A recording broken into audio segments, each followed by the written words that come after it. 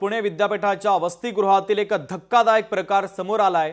महिला वसतिगृहाच्या खोलीमध्ये चक्क दारूच्या बाटल्या आढळलेल्या आहेत, तर वसतिगृहात दारूच्या बाटल्या आणि सिगारेटची पाकिटं आढळलेली आहे।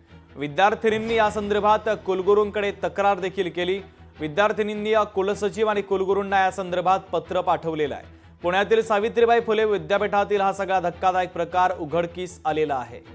ज्या ठिकाणी शिक्षण घेण्यासाठी हजारो विद्यार्थी येतात, तेथील महिला वसतिगृहातला हा सगळा धक्कादायक प्रकार आहे। चक्क दारूच्या बाटल्या आणि सिगारेटची पाकिटं सापडलेली आहे।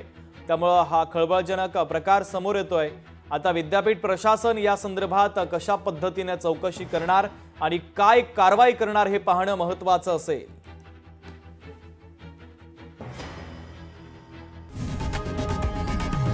लोकशाही मराठी ऐका, पहा, जागरूक रहा।